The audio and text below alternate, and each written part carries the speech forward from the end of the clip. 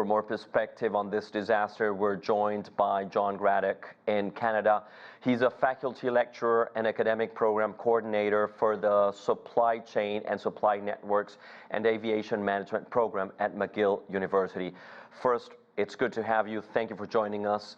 You know, given the information we have, and that's a big part of this comment, what's your take? I think that, what happened with this aircraft really is a very, very unusual occurrence. For the aircraft to go down the runway and have the flight crew acknowledge that they had enough speed to take off.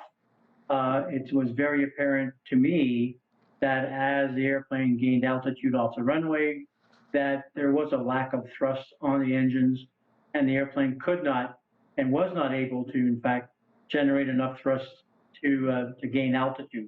So that's where something happened in the moment between rotation off the runway and 5 or 6 seconds after that, when the airplane did not have thrust to go altitude, and it just flattened out, and you see the airplane sink further and further towards Earth as it progressed, and finally hit the residential area about 1.5 miles from the airport. John, this is the first such type of accident on a Boeing 787 Dreamliner. Do you see it as a Boeing problem or a 787 problem? Where do you think the system may be failing?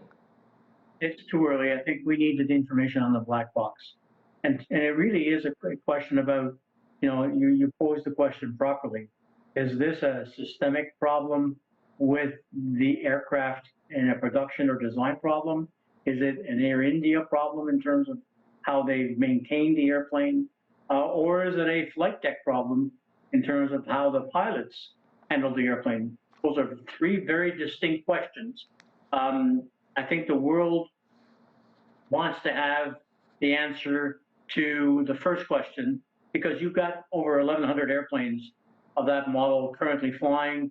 And if there's an issue with the design or production or quality of that airplane that points back to Boeing, we have to know that very quickly and take action to, in fact, review the operating characteristics and inspect the airplanes that are currently in place. John, given rescue operations, multiple investigative agencies involved, countries, cross-border consultations, and et cetera, what are the expected timelines for some preliminary findings to be published, to be known?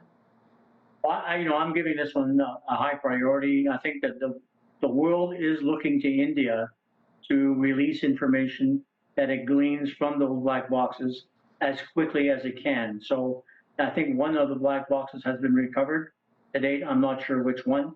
I'm assuming that the next one should be covered or should be recovered, within the next few hours. Those black boxes will be taken to a lab in New Delhi, where the Indian government has machines and technology to decode these black box recorders, and we'll know, I presume, within 48 to 72 hours, we'll have an answer from the Indian authorities as to what the preliminary conclusions are coming with in terms of what happened on board that aircraft from a cockpit perspective, as well as from an operating perspective. John, there is one fascinating piece to this story. There's one sole survivor out of all the people who were aboard that Boeing 787.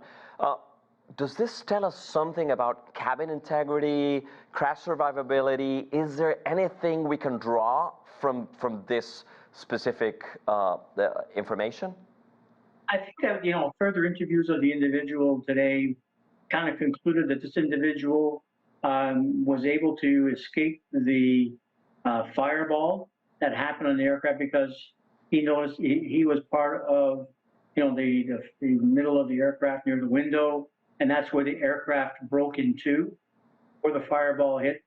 And so at that time, he decided to leave the aircraft. So when that airplane split, and the time that the fireball did happen through the aircraft, he had the ability and the wherewithal to leave the aircraft. So there was, very much a lucky situation on his part and I would be very pleased to buy him a lotto ticket to improve his chances of survival.